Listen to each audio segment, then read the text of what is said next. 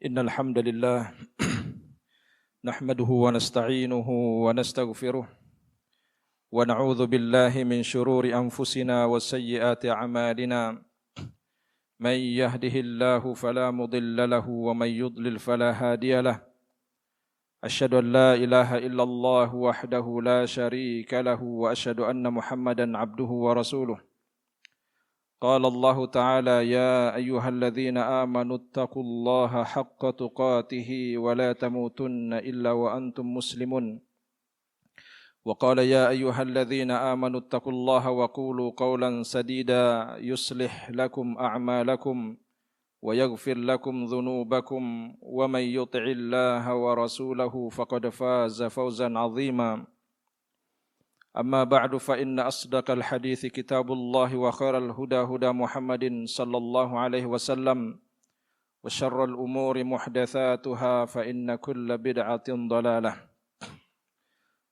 Hadirin jamaah salat Jumat azanallahu wa iyyakum, kita bersyukur atas segala limpahan nikmat dan karunia dari Allah tabaraka wa taala. Salat dan salam semoga senantiasa tercurah limpahkan atas kekasih kita baginda Muhammad sallallahu alaihi wasallam, para sahabatnya, tabi'in, tabi'ut tabi'in dan pengikut mereka hingga akhir zaman. Jamaah salat Jumat azanallahu wa iyyakum, di kesempatan khutbah yang mubarakah ini kami ingin menyampaikan tentang sumber-sumber kebahagiaan, di mana Nabi sallallahu alaihi wasallam mengatakan inna ahadakum yujma'u khalquhu fi batni ummihi 40 yawman nutfah. Sesungguhnya salah seorang di antara kalian, kata Nabi sallallahu alaihi wasallam, dikumpulkan penciptaannya di perut ibunya selama 40 tahun dalam bentuk nutfah. Lalu kata Nabi sallallahu alaihi wasallam, thumma yakunu 'alaqatan mithla dhalik. Kemudian 40 hari menjadi 'alaqah atau segumpal darah. Thumma yakunu mudghatan mithla dhalik. Kemudian selama 40 hari menjadi segumpal daging, kata Rasulullah sallallahu alaihi wasallam. Thumma yursalu ilaihi al-malak fayunfakhu fihi ar-ruh. Lalu diutuslah malaikat dan ditiupkan ruh, kata Nabi sallallahu alaihi wasallam. Wa yu'maru bi 4 kalimat, kemudian diperintahkan dengan 4 kalimat. Bikatbi rizqihi, dituliskannya rizkinya. Wa ajalihi, dituliskannya ajalnya. Wa amalihi, dituliskan amal perbuatannya. Wa syaqiyun au sa'id, kata Nabi. Dan ditulis apakah dia termasuk orang-orang yang sengsara ataukah orang yang bahagia, kata Rasulullah sallallahu alaihi wasallam. Maka para sahabat bertanya jemaah salat Jumat, ya Rasulullah, apakah kami cukup menyandarkan diri kepada catatan Allah Subhanahu wa taala? Kata Nabi sallallahu alaihi wasallam, i'malu fakullun muyassarun lima khuliqalah. Beramallah, kata Rasulullah sallallahu alaihi wasallam, karena setiap orang dimudahkan terhadap catatan takdirnya, kata Rasulullah sallallahu alaihi wasallam. Maka jemaah salat Jumat azanallahu wa iyyakum, di dalam hadis ini Rasulullah sallallahu alaihi wasallam menjelaskan kepada kita bahwa sumber atau salah satu sumber kebahagiaan adalah melakukan ketaatan kepada Allah. Karena Nabi mengatakan i'malu, beramallah, kata Rasulullah sallallahu alaihi wasallam. Maka orang yang menginginkan kebahagiaan dunia dan akhirat, hendaklah dia beramal dengan amalan yang menjadi sebab dia meraih kebahagiaan dunia dan akhirat. Jemaah salat Jumat, banyak orang yang mencari kebahagiaan dari bukan sumbernya, mencari hiburan bahkan dengan bermaksiat kepada Allah Subhanahu wa taala. Dia meraih kesenangan, jemaah salat Jumat. Memang dia meraih kesenangan, namun saat itu saja. Setelah itu berlalu, maka dia kembali kepada kesedihan. Dia tidak meraih apa yang disebutkan oleh Nabi sallallahu alaihi wasallam halawatul iman, manisnya iman, lezatnya beribadah kepada Allah, dan indahnya ketika kita dekat dengan Allah Subhanahu wa taala. Maka kebahagiaan jemaah salat Jumat hanya diraih dengan amal saleh, dengan ketaatan, memperbanyak mendekatkan diri kepada Allah Subhanahu wa taala. Allah Subhanahu wa taala berfirman dalam surat Thaha ayat 128, famanittaba'a hudaya fala yadhillu wa la yashqa. Maka barang siapa yang mengikuti petunjukku, kata Allah, maka dia tidak akan pernah tersesat dan dia tidak akan pernah sengsara, kata Rasulullah, kata Allah Subhanahu wa taala. Di dalam surat An-Nahl ayat 97 Allah Subhanahu wa taala mengatakan, "Man 'amila salihan min dzakarin aw untha wa huwa mu'minun falanuhyiyannahu hayatan thayyibah." Barang siapa yang beramal saleh, kata Allah, laki-laki ataupun perempuan dan dia mukmin, falanuhyiyannahu hayatan thayyibah, maka kami akan berikan baginya kehidupan yang thayyibah, kata Allah. Kehidupan yang baik, kata Allah. Syaratnya apa jemaah salat Jumat? Amila salihan, dia beramal saleh, mendekatkan diri kepada Allah Subhanahu wa taala. Maka ini menunjukkan jemaah salat Jumat bahwa sumber kebahagiaan salah satunya adalah mendekatkan diri kepada Allah.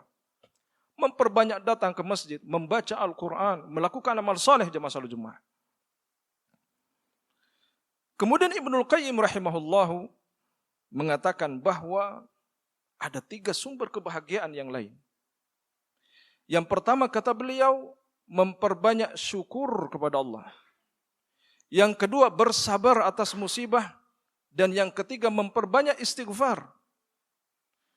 Karena manusia, kata Ibnul Qayyim rahimahullah, di dalam kehidupan kita ini hanya berputar dalam 3 keadaan. Yang pertama, mendapatkan nikmat dari Allah. Maka setiap nikmat jamaah salat Jumat, ketika dia disikapi dengan syukur kepada Allah, menerima pembagian ridha dengan pembagian Allah, tidak membandingkan nikmat kita dengan nikmat orang lain, dan tidak silau serta menginginkan apa yang Allah berikan dan lebihkan kepada orang lain, maka disitulah seseorang akan meraih rasa syukur kepada Allah Subhanahu wa taala. Namun terkadang jamaah salat Jumat zanallahu wa iyyakum, seringkali kita merasa bahwa kita tidak pantas untuk mendapatkan itu. Seharusnya kita meraih sesuatu yang lebih daripada itu yang kita dapatkan jamaah salat Jumat zanallahu wa iyyakum. Maka Allah jamaah salat Jumat ridha kepada seorang hamba ketika dia mendapatkan nikmat, bahkan meminum seteguk air jamaah salat Jumat. Dia sadar bahwa itu merupakan nikmat dari Allah. Dia mengakui bahwa itu adalah nikmat dari Allah. Kemudian dia menggerakkan lisannya dengan mengucapkan alhamdulillah dan menggunakan nikmat yang Allah berikan untuk mendekatkan diri kepada Allah Subhanahu wa taala. Karena tidak ada bukti jamaah salat Jumat, bukti yang paling nyata dari seorang hamba sebagai dia bentuk bersyukur kepada Allah selain daripada beramal saleh. Allah Subhanahu wa taala mengatakan kepada Nabi Daud alaihi salam di dalam surat Saba ayat 13. Allah mengatakan, "I'malu ala Dawud syukra," kata Allah. Dengan banyaknya nikmat yang Allah berikan kepada Daud alaihi salam, kepada anaknya Sulaiman, kerajaan yang belum pernah ada sebelumnya dan tidak akan pernah ada setelahnya. Maka Allah mengatakan, "I'malu ala Dawud syukra," kata Allah. Beramal salehlah wahai keluarga Daud sebagai bentuk rasa syukur kepada Allah Subhanahu wa taala.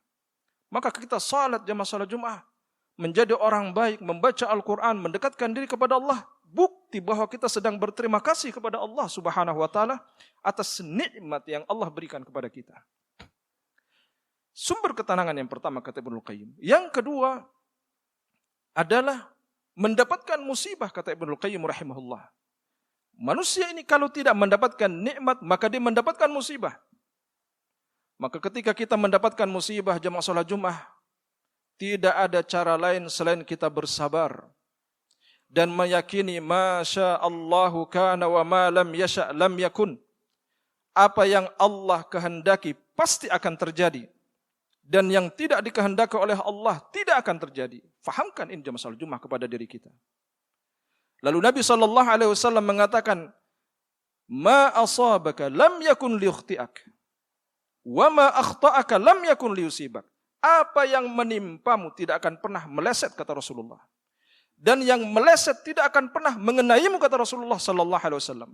Maka jamaah salat Jumat, ketika kita mendapatkan musibah, ujian apapun dari Allah Subhanahu wa taala, Maka yang harus kita ingat bahwa tidak ada apapun yang menimpa kita kecuali semuanya telah diketahui oleh Allah, ditulis oleh Allah, dan Allah menginginkan itu terjadi dan menimpa kita. Jemaah salat Jumat azanallahu wa iyyakum, sehingga kita berlapang dada. Maka Alqamah rahimahullah mengatakan, sabar adalah ketika seorang mukmin mendapatkan ujian dan musibah dari Allah, lalu dia langsung mengingat Allah, dan dia sadar bahwa itu datang dari Allah, maka dia ridha, berlapang dada, kata Imam Alqamah rahimahullah. Lalu yang ketiga, kata Ibnu Qayyim rahimahullah, manusia ini kalau tidak mendapatkan nikmat-nikmat yang harus disyukuri, mendapatkan musibah-musibah yang harus kita sabar dengannya. Yang ketiga, manusia itu melakukan dosa, kata Ibnu Qayyim. Maka dosa ini yang menjadi sumber kegelisahan jemaah salat Jumat. Ali bin Abi Thalib rahimahullah mengatakan, ma nazalal bala illa bidzambin. Tidak ada ujian, cobaan yang turun kecuali karena dosa, kata Imam Ali. Kata Ali bin Abi Thalib rahimahullah radhiyallahu an. Wa ma rufi'at illa bistighfar. Dan tidaklah bala itu diangkat oleh Allah kecuali dengan istighfar, kata Ali radhiyallahu an. Maka ikhwatal iman azanallahu wa iyyakum, beristighfar banyak disebutkan manfaatnya oleh Rasulullah sallallahu alaihi wasallam. Salah satunya adalah hadis Nabi sallallahu alaihi wasallam mengatakan, tuba liman wajada fi sahifatihi istighfaran katsira. Beruntunglah, kata Rasulullah sallallahu alaihi wasallam. Kalimat tuba ini jemaah salat Jumat ditafsirkan para ulama, tuba itu artinya adalah kebahagiaan yang besar. Kemudian kata para ulama, keberuntungan yang melimpah. Sebagian lagi mengatakan tuba adalah pohon yang Allah Subhanahu wa taala siapkan kepada sebagian orang di dalam surga, kata sebagian ulama. Maka ini menunjukkan jemaah salat Jumat azanallahu wa iyyakum bahwa kebahagiaan yang besar, keberuntungan yang melimpah, dan pohon tuba yang Allah siapkan bagi mereka, liman wajada fi sahifatihi istighfaran katsira. Bagi orang yang mendapatkan di hari kiamat kelak catatan istighfar yang banyak, kata Rasulullah sallallahu alaihi wasallam. Memperbanyak istighfar jam salat Jumat. Istighfar inilah yang mendatangkan ketenangan, menghilangkan kesedihan. Istighfarlah jamaah salat Jumat dijelaskan oleh Nabi sallallahu alaihi wasallam bahwa istighfar adalah salah satu kunci penghilang berbagai musibah dan kesedihan.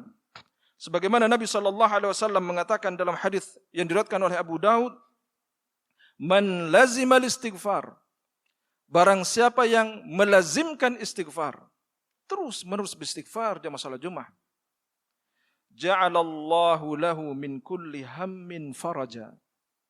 Allah akan jadikan setiap kesedihannya jalan keluar, kata Rasulullah.